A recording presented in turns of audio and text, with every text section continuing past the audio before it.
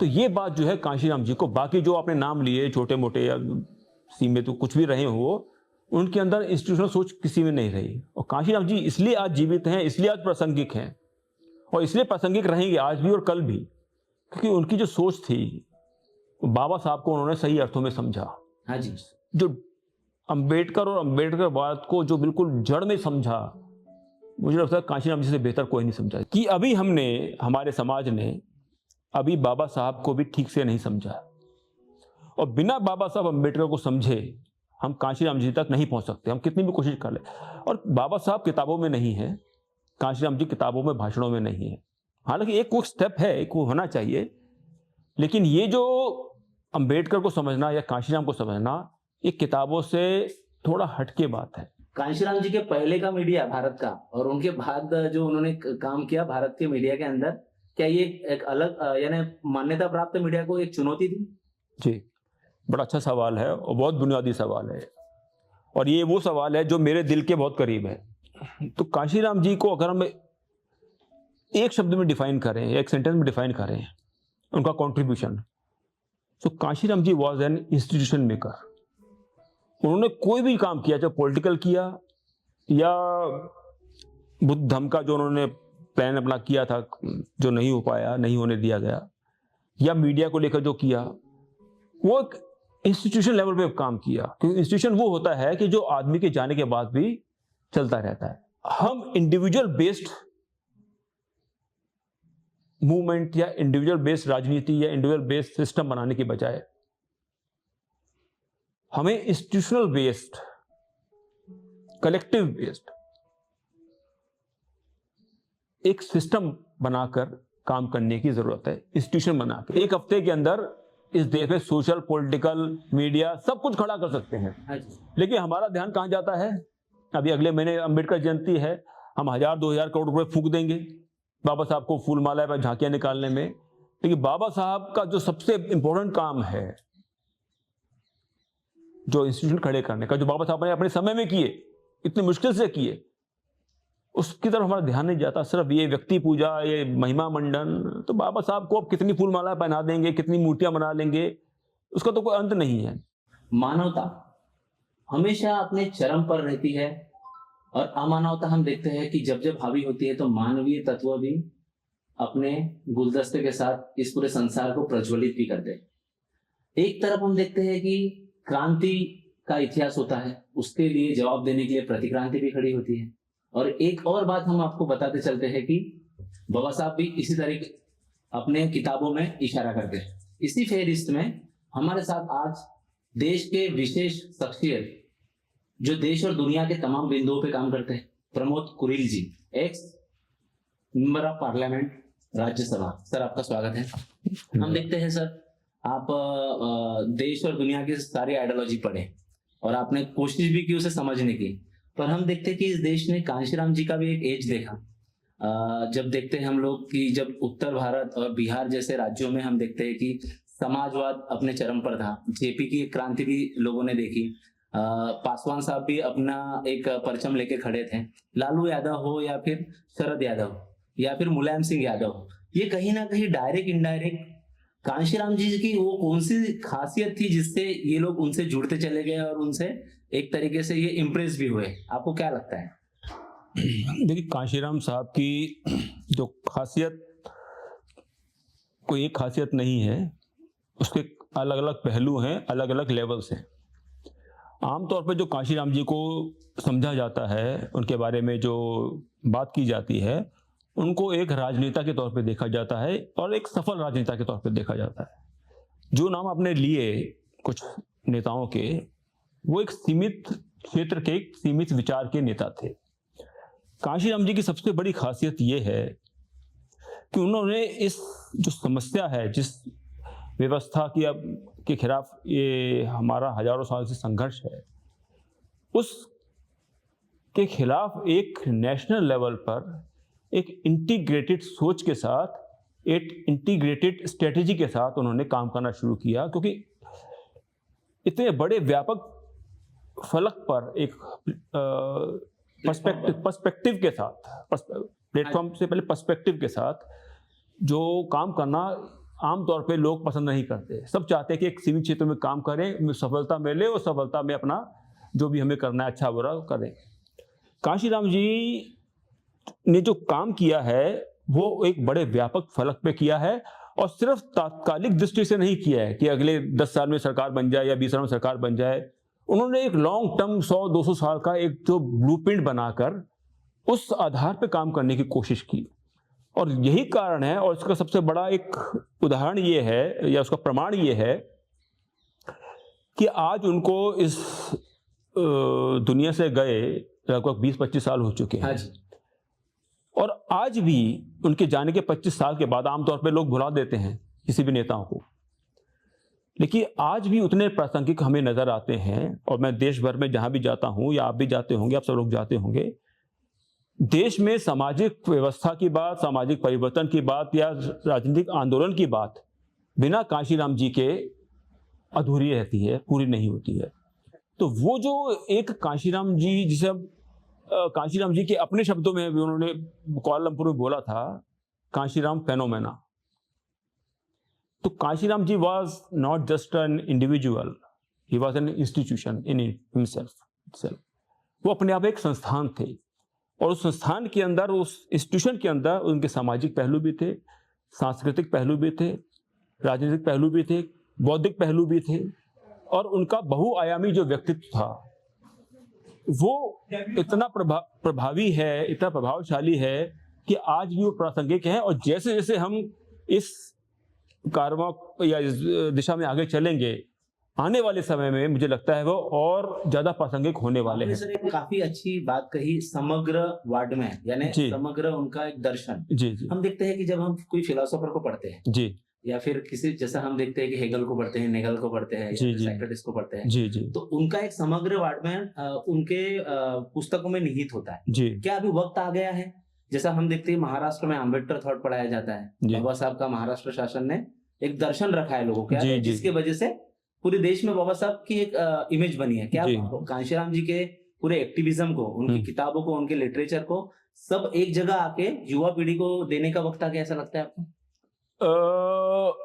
हाँ और नहीं, दोनों। हाँ क्यों और नहीं क्यों? हाँ इसलिए कि कोई भी जो हमारा महापुरुष या कोई भी नेता होते हैं वो अपने जीवन में बहुत कुछ करके जाते हैं और उनके जाने के बाद, हालांकि उनके रहते हुए भी या उनके जाने के बाद, उसके ऊपर चर्चा परिचर्चा, उनका जो विचार का जो फैलाव है वो होते रहना चाहिए। वो एक कंटिन्यूस प्रोसेस होता है और होना चाहिए, और कांशीराम जी का भी होना चाहिए। नहीं इसलिए कि मुझे लगता है कि कांशीराम जी को समझने से पहले,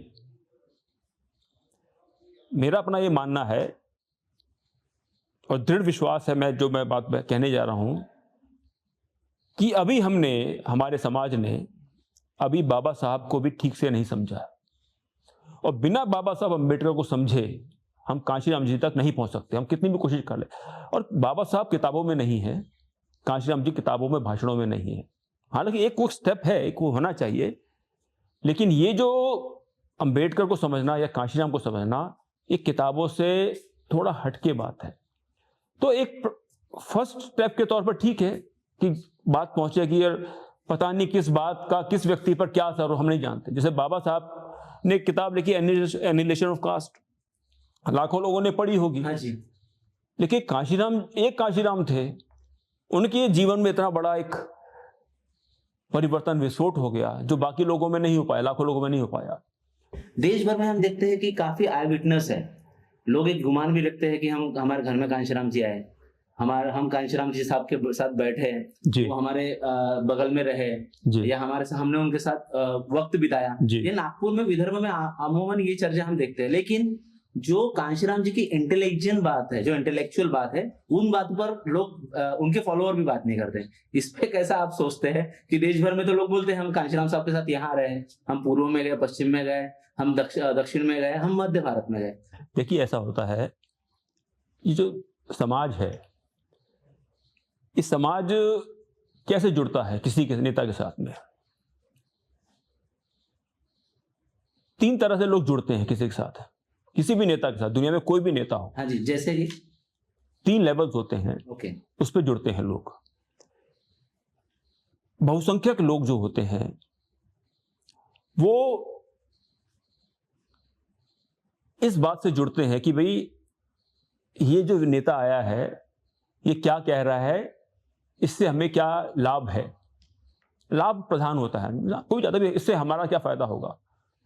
तो कांशीराम जी ने जो जैसे एक जो सबसे बड़ा जो काम किया कांशीराम जी का, जो सबसे बड़ा योगदान है इस देश को, इस समाज को, जिसे मैं समझता हूं कि जो सैकड़ों साल से इस देश का एक बड़ी आबादी का जो एक माइंडसेट बन चुका था, हाँ जी, पेसिमिस्ट, एस्केपिस्ट, समझौतावादी, उस समाज जो आज भी दिखता है, जो आज भी दिखता है, आज कम दिखता है, उस टाइम पे बहुत ज्यादा था। ओके, उसको उन्होंने डीकंस्ट्रक्ट किया, उसको डिस्ट्रॉय किया, उस सोच को, उस मनोविज्ञान को, यानी प्रचलित मान्यता को डिस्ट्रॉय किया। हाँ, मान्यता को नहीं बल्कि मनोविज्ञान को, जो बिल्कुल हमारे गहरे सरलता से उसको समझे थे। हाँ, अगर प्रचलित मान्यताएं नहीं, जो हमारा सोच की एक मानवीय साइकोलॉजी थी, जो हमारा एक कैरेक्टर का हिस्सा बन चुका था। साइकोलॉजी तो फिर भी एक ऊपरी चीज होती है, कैरेक्टर हमारे खून में बस जाता है। ओके, तो उस चीज को उन्होंने तोड़ा, और तोड़ के जो रिकंस्ट्रक्ट किया उन्होंने, कि एक तो जो समाज अपने आप को गुलाम मान के बैठा था, इसलिए नहीं कि दूसरा बोल रहा है कि तुम गुलाम हो, हम खुद मान के बैठे थे कि हम गुलाम हैं, उस चीज को, धारणा को तोड़ा। और इसलिए वो जब लोगों के घर में जाते थे और वहां पर वो अपनी बुद्धिजीविता का प्रदर्शन नहीं करते थे, मैं कनाडा बुद्धिजीवी हूं।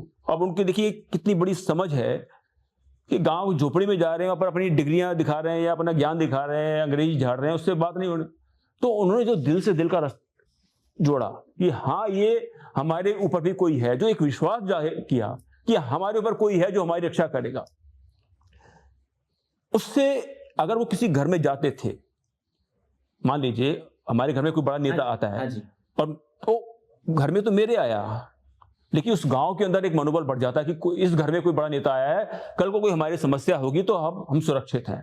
तो सुरक्षा का भाव जो पैदा किया, असुरक्षा निकाल के सुरक्षा का भाव पैदा किया, गांव-गांव जाकर, घर-घर जाकर, शहर-शहर जाकर, उससे जो जुड़ाव पैदा हुआ, जो इमोशनल बॉन्ड हुआ, मुझे लगता है वो जो बॉन्डिंग है वो इंटेलेक्चुअल प्रोसेस से बहुत ज्यादा है।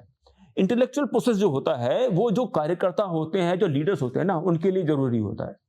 आम लोगों को बहुत ज्यादा इंटेलेक्चुअलिज्म में बहुत जरूरत नहीं है, आम लोगों को बहुत ज्यादा किताबें पढ़ने की जरूरत नहीं है कि बहुत पढ़ के हम बुद्धिजीवी। उनके लिए एक इमोशनल बॉन्डिंग जो है, कांशीराम जी का सबसे बड़ा जो कॉन्ट्रीब्यूशन है,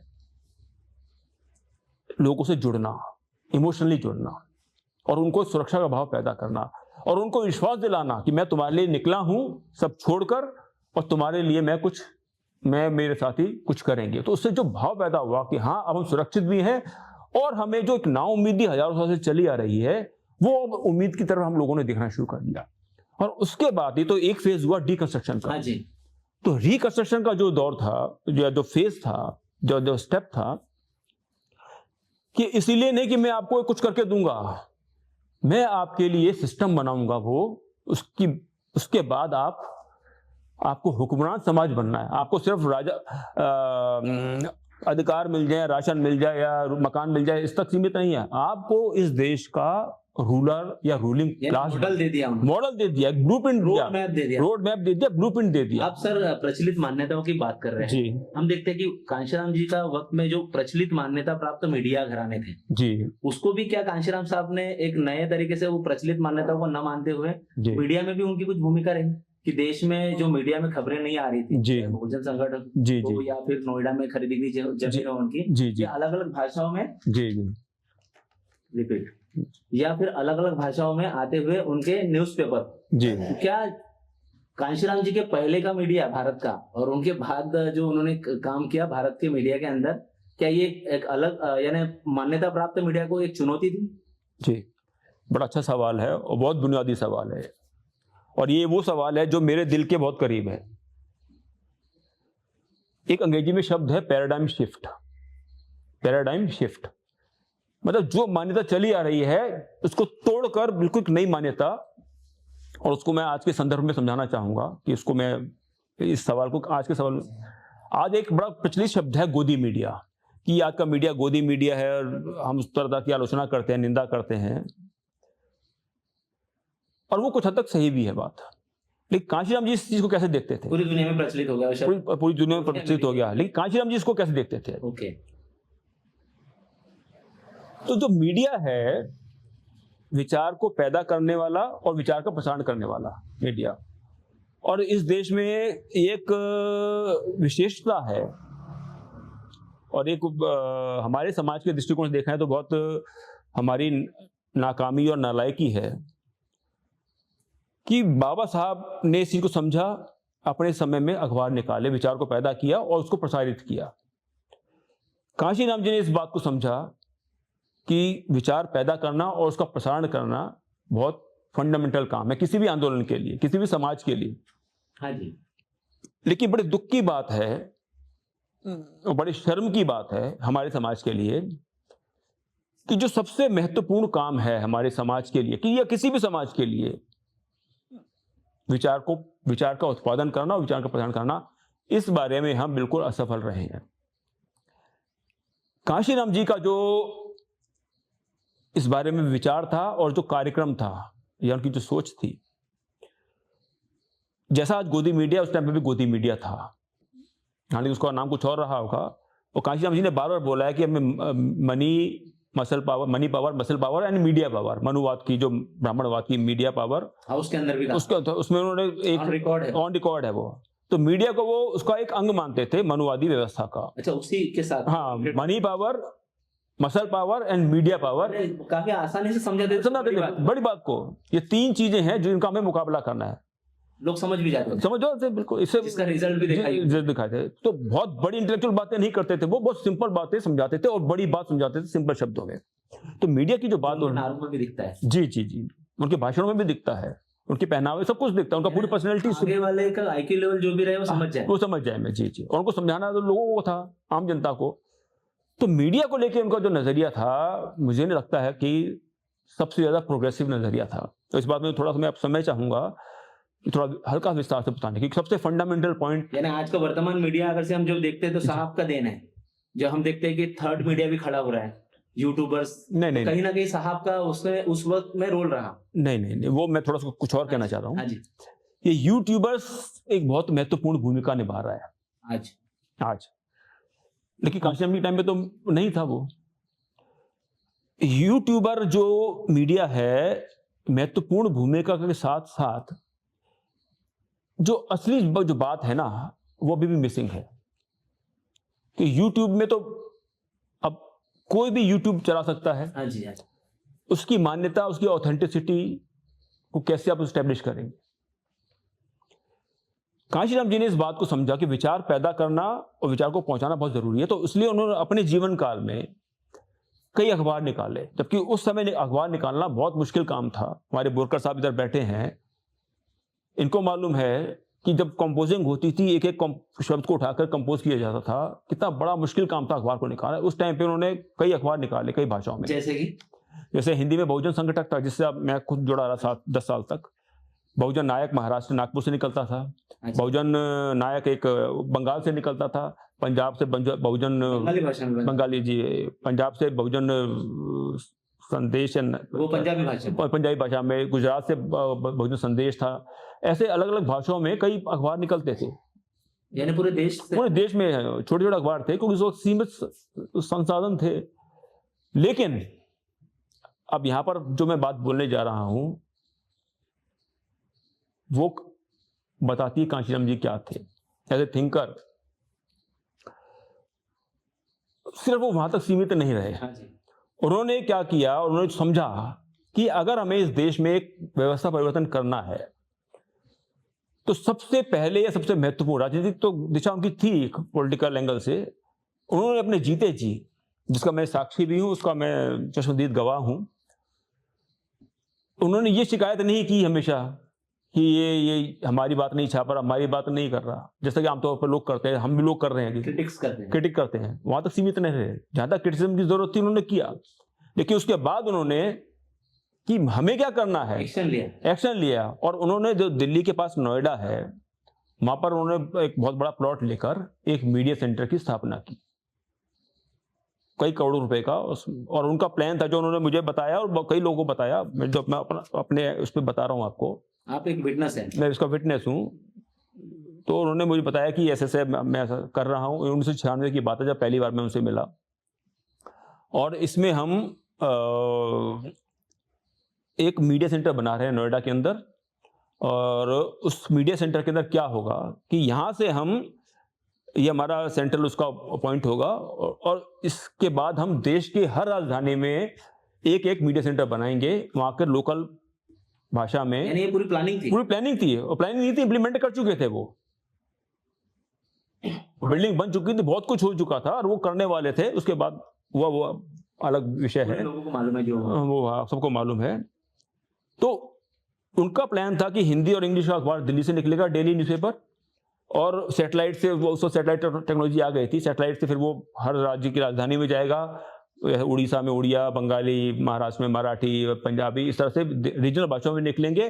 और उनके बाद उनका प्लान था कि जो बिल्डिंग बनी थी ग्राउंड फ्लोर और बेसमेंट, उसके ऊपर फर्स्ट फ्लोर पर मीडिया न्यूज चैनल बनाने का। उन्होंने कहा पहले ये स्थापित हो जाए, उसके बाद हम न्यूज चैनल बनाएंगे। काफी मेगा प्लान था, मेगा प्लान था। और बजाय इसके कि वो सिर्फ गाली देते रहते, उन्होंने कंस्ट्रक्टिव काम किया, उसको डिनाउंस किया मीडिया को कि तुम अपनी जिम्मेदारी ईमानदारी से नहीं निभा रहे। लेकिन वहां तक सीमित नहीं रहे, उन्होंने उस काम को, यानी उस काम को अगर से कोई आगे आके सामने बढ़ा था तो उसके रिजल्ट आते हैं। तो नहीं हुआ। अब किसने क्या किया वो सब जानते हैं, मैं उसको रिपीट नहीं करना चाहता। लेकिन सवाल ये है, जो मेरे सामने भी सवाल है और समाज के सामने सवाल, बहुजन समाज के सामने सवाल होना चाहिए, कि ये बात मैं आपको बता रहा हूँ 2001, 2002, 2003 तक की, जब वो बिल्डिंग सब कुछ तैयार हो गई थी, 2-3 मंजिला बिल्डिंग मशीनरी से लग गई थी। उसके बाद उसको फिर वो डिमोलिश किया गया, बर्बाद किया गया। अब 2003 के बाद आज 2026 आ गया है, 23 साल हो चुके। तो एक समाज के तौर पर ये मेरा सवाल अपने आप से भी है, अपने समाज से भी है। तो कांशीराम जी को अगर हम एक शब्द में डिफाइन करें, एक सेंटेंस में डिफाइन करें उनका कंट्रीब्यूशन, तो कांशीराम जी वाज एन इंस्टीट्यूशन मेकर। उन्होंने कोई भी काम किया, चाहे पॉलिटिकल किया या बुद्ध धर्म का जो उन्होंने प्लान अपना किया था, जो नहीं हो पाया, नहीं होने दिया गया, या मीडिया को लेकर जो किया, वो एक इंस्टीट्यूशन लेवल पे काम किया। क्योंकि इंस्टीट्यूशन वो होता है कि जो आदमी के जाने के बाद भी चलता रहता है। तो वो जानते थे कि, बोलते भी थे कि हर आदमी की उम्र सीमित होती है, बाबा साहब नहीं रहे, एक दिन मैं भी नहीं रहूंगा, लेकिन मेरे बाद भी ये काम चलता रहे, इसके लिए हमें मुझे इंस्टीट्यूशन बनाने हैं, यानी सिस्टम डेवलप करना, ऑटोमेटिकली रन हो, और ऑटोमेटिकली रन हो। तो वो उस दिशा में इतनी बड़ी सोच थी, और इंस्टीट्यूशन तो उसमें चलता है, लगातार चलता है। एग्जाम्पल है पूरी दुनिया भर में, एग्जाम्पल है। क्योंकि कोई भी चीज अगर लॉन्ग टर्म चलानी है, तो जब तक आप उसको इंडिविजुअल बेस से हटाकर इंस्टीट्यूशनल बेस पे नहीं करेंगे, तब तक वो चीज लॉन्ग टर्म नहीं चलेगी। तो इतने वो दूरदृष्टि वाले थे, या उनका दूर का विजन था। तो ये बात जो है कांशीराम जी को, बाकी जो आपने नाम लिए छोटे मोटे या सीमित, तो कुछ भी रहे हो, उनके अंदर इंस्टीट्यूशनल सोच किसी में नहीं रही। और कांशीराम जी इसलिए आज जीवित हैं, इसलिए आज प्रासंगिक हैं, और इसलिए प्रासंगिक रहेंगे आज भी और कल भी, क्योंकि उनकी जो सोच थी, बाबा साहब को उन्होंने सही अर्थों में समझा। हाँ जी। जो अंबेडकर और अंबेडकरवाद को जो बिल्कुल जड़ में समझा, मुझे लगता है कांशीराम जी से बेहतर कोई नहीं समझा। हम सर अपने चर्चा के शिखर पर हैं जी। हम कोशिश करते हैं कि चर्चा का कुछ निकले कंक्लूजन। जी जी। जो युवा पीढ़ी आपको देख रहे हैं, अपने गांवों से, कस्बों से, शहरों से, जो आपको दर्शक हमारे देख रहे हैं जी, कुछ हमारी बातों से कुछ निकले कि लोगों को डायरेक्शन क्लियर समझे। एक बात और समझने की कोशिश करते हैं कि सर, जो देश के नेशन बिल्डिंग की प्रोसेस है, हमारे देश की जो नेशन बिल्डिंग की प्रोसेस है, SC, ST, BJNT, religious minority, ये जो अलग अलग तबके हैं, अलग अलग जो कैटेगरीज हैं, और जो रिलीजन में भी अलग अलग प्रैक्टिशनर्स हैं, इनको भारत की मेन फोर्स यानी मेन स्ट्रीम में लाना, ये भी एक देशभक्ति का काम था। क्या कांशीराम जी ने अपने हयात में इन सब चीजों पे आपको लगता है कुछ काम किया है? ना सिर्फ काम किया है, सफलतापूर्वक काम किया है। और मुझे लगता है इतिहास में पहली बार, कई 100 सालों में पहली बार, ये जो बहुजन की अवधारणा उन्होंने दी, और ना सिर्फ अवधारणा दी, एक कॉन्सेप्ट दिया, उसको जमीन पे इम्प्लीमेंट करके दिखाया। और कल जो कार्यक्रम हमारा रहा इधर नागपुर में एक बोरकर साहब का जो जन्मदिन का प्रोग्राम रहा, और छुट्टी का दिन था, होली का त्यौहार था, छुट्टी से पूरा शहर, पूरा देश बंद था, उसके बावजूद 200-250 लोग पूरे देश से आए। ये इस बात का प्रतीक है कि कांशीराम जी का विचार, उनका काम आज भी जिंदा है, उनको मानने वाले जिंदा हैं। और एक जो आखिरी बात जो मैं आपसे बहुत इंपॉर्टेंट बात कहना चाहता हूं कि कांशीराम जी तो हमारे बीच में नहीं है ना, बाबा साहब हैं, तो उसको हम भविष्य, क्योंकि अब तो समय निकल गया वाला, हम आज 2026 में एंटर कर चुके हैं और आगे हमारे सामने एक समय है, जो भी इसका नाम समय है। तो ये जो हमारा समाज है, जो हमारी पीढ़ी है, जो आज अंधेरे में जी रही है या कुछ राह देख रही है, उसको क्या करना चाहिए, उसको क्या सोचना चाहिए।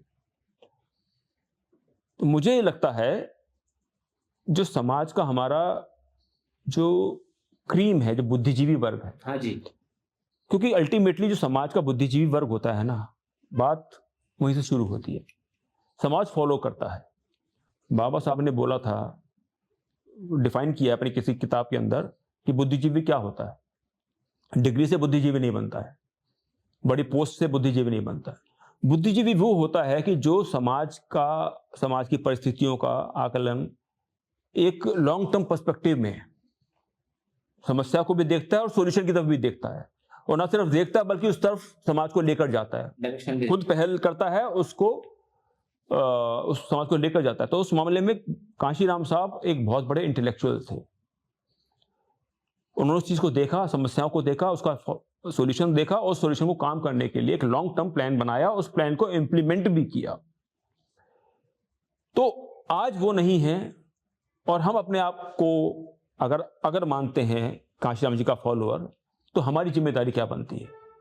इसमें मैं अपनी भी बात कर रहा हूं, आपकी बात भी है, सब लोगों की बात है, करोड़ों लोगों की। मुझे लगता है कि हम लोग जो उस काम को हमने आज तक नहीं किया है, बाबा साहब को छोड़ दें, कांशीराम जी को छोड़ दें, तो हमारी जो अप्रोच है वो थोड़ा सा हमें इसमें शिफ्ट करना चाहिए। हम इंडिविजुअल बेस्ड मूवमेंट या इंडिविजुअल बेस्ड राजनीति या इंडिविजुअल बेस्ड सिस्टम बनाने की बजाय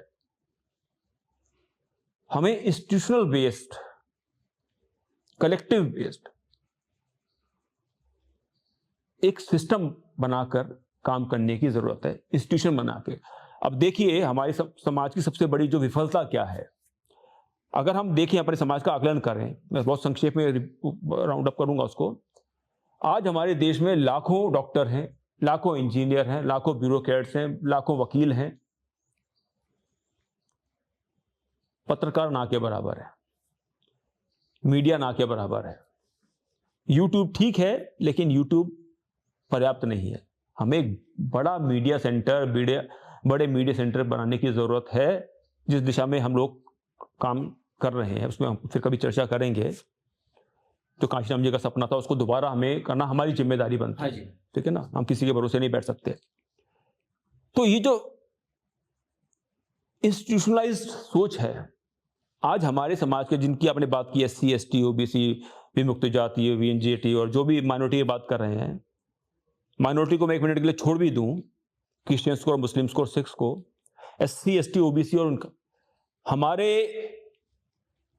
ना कोई सोशल इंस्टीट्यूशंस हैं नेशनल लेवल की, ना हमारे पॉलिटिकल इंस्टीट्यूशंस हैं, ना हमारे रिलीजियस इंस्टीट्यूशंस हैं, ना हमारे कल्चरल इंस्टीट्यूशंस हैं, ना हमारे इकोनॉमिक इंस्टीट्यूशंस हैं। तो इतना बड़ा हम 85 की बात करते हैं, अपनी आबादी की बात करते हैं, अपने वोट की बात करते हैं, संविधान की बात करते हैं, लेकिन इंस्टीट्यूशन मेकिंग में हम जीरो हैं।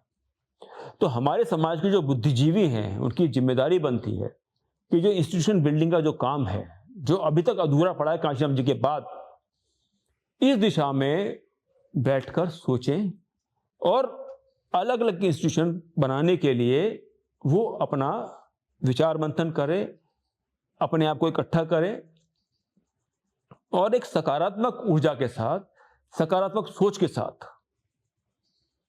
हमें आगे बढ़ना चाहिए। और जब तक हम इंस्टीट्यूशन बिल्डिंग नहीं करेंगे, ये हो रहा है, वो कर रहा है, इन बातों में हमारी ज़िंदगी निकल जाएंगी। 25 साल तो निकल गए ऑलरेडी, 25 साल 50 साल और निकल जाएंगे, हमारी पीढ़ी निकल जाएगी। जो काशीराम जी की पीढ़ी, बोरकर साहब इसके अभी लंबे पुरोधाओं में से हैं, जो 25 सबसे लंबे सीनियर मोस्ट लोगों में से, तो ये पीढ़ी भी चली जाएगी, हम भी चले जाएंगे, तो अगली पीढ़ी को हम क्या देकर जाएंगे? तो क्या ये माना जाएगा कि बाबा साहब के बाद बाबा साहब का मूवमेंट कोलैप्स हो गया, तो काशीराम जी के बाद उनका मूवमेंट भी कोलैप्स हो गया? तो आने वाले समय में इस इल्ज़ाम को हमें अपने सिर पे लेके जाना पड़ेगा, अगर हमने इस बात को पूरा नहीं किया कि हमने वो जो इंस्टीट्यूशन बिल्डिंग का काम जो था उसको हमने अधूरा छोड़ दिया। तो मैं ये चाहता हूँ, मेरी जो भी लोग सुन रहे हैं, पढ़े लिखे लोग हैं, बुद्धिजीवी लोग हैं, जो भी लोग हैं, कि हमारे पास ना संख्या की कमी है, ना पढ़े लिखे लोगों की कमी है, ना साधन संसाधन की कमी है। मैं एक चीज़ और बता दूं, मैं बहुत इंपॉर्टेंट बात है और की बात है। आमतौर पे बोला जाता है कि हमारा समाज बड़ा गरीब समाज है और हम गरीब लोग हैं इसलिए कुछ नहीं कर पाते। ये बात झूठ है। और मैं हिसाब लगाया कुछ दिन पहले कि हमारा जो समाज है, हमारे समाज के जो 2-3% जो कर्मचारी वर्ग हैं, पढ़े लिखे वर्ग हैं, वो हर रोज 300 से 400 करोड़ रुपया 300 से 400 करोड़ रुपया तनख्वाह पाते हैं सरकार से। कितने कर्मचारी हमारे हैं, और वो कर्मचारी 300-400 करोड़ में हम एक हफ्ते के अंदर इस देश में सोशल, पॉलिटिकल, मीडिया सब कुछ खड़ा कर सकते हैं। लेकिन हमारा ध्यान कहां जाता है? अभी अगले महीने अंबेडकर जयंती है, हम 1000-2000 करोड़ रुपए फूंक देंगे बाबा साहब को फूल माला पर झांकियां निकालने में। लेकिन बाबा साहब का जो सबसे इंपॉर्टेंट काम है, जो इंस्टीट्यूशन खड़े करने का, जो बाबा साहब ने अपने समय में किए, इतनी मुश्किल से किए, उसकी तरफ हमारा ध्यान नहीं जाता। सिर्फ ये व्यक्ति पूजा, ये महिमा मंडन, तो बाबा साहब को अब कितनी फूल माला पहना देंगे, कितनी मूर्तियां बना लेंगे, उसका तो कोई अंत नहीं है। तो बाबा साहब अगर होते हमारे सामने, अगर आ जाए सामने, तो बाबा साहब हमसे क्या बोलेंगे कि तुमने मुझे इतनी फूल मालाएं पहनाई, मेरे को इतनी मूर्तियां मेरे बनाई हैं, तो खुश होंगे बहुत। ये हमको लानत भेजेंगे, मुझे लगता है लानत भेजेंगे, तो तुमने वो काम नहीं किया जो मैं करना चाह रहा था। रियल पर्सपेक्टिव होना चाहिए, तो कंस्ट्रक्टिव काम। और जो बाबा साहब ने जो मॉडल दिया है, काशीराम जी ने उसको फॉलो किया है, और वो हमारे सामने सब कुछ है। हमें किसी नई चीज की जरूरत नहीं है, सिर्फ उस चीज को हमें इंटीग्रेटेड सोच के साथ, एक पॉजिटिव सोच के साथ, एक कंस्ट्रक्टिव सोच के साथ हमें आगे बढ़ना चाहिए। तो मुझे लगता है रास्ता तो हमारे सामने तैयार खड़ा है। अंधेरा जब होता है तो दिन का उजाला भी निकलता है। दिन के उजाले में हो सकता है आपको चीजें क्लियर दिखती हो, अंधेरे में थोड़ी सी दिक्कत जाती है देखने में। वक्त भी बदलता है, सकारात्मकता हमेशा हर काल में होती है। बस इतनी एक शर्त होती है सकारात्मकता की, आपको डेली मिनट्स, क्रोनोलॉजी और जो महापुरुष है उनकी रियल विचारधारा को समझने की आपको जरूरत होती है। ना समझने के लिए अगर से आप है तो आपको संगीति को अरेंज करना पड़ेगा, आपको लोगों के साथ में बैठना पड़ेगा, मेल मिलाप करना पड़ेगा। और अगर से कोई समस्या विकराल रूप ले रही है तो ना उसका गुणगान करते हुए, उसके समाधान की ओर चर्चा करते हुए, मिलन के साथ, लोगों के साथ डायलॉग करते हुए, इंटेलेक्चुअल डायलॉग करते हुए आपको रिजल्ट ढूंढना पड़ेगा। सर, आपने अपना बेशकीमती वक्त दिया। आप जुड़े रहिए आवाज से, प्रोग्राम और जारी रहेंगे। Thank you.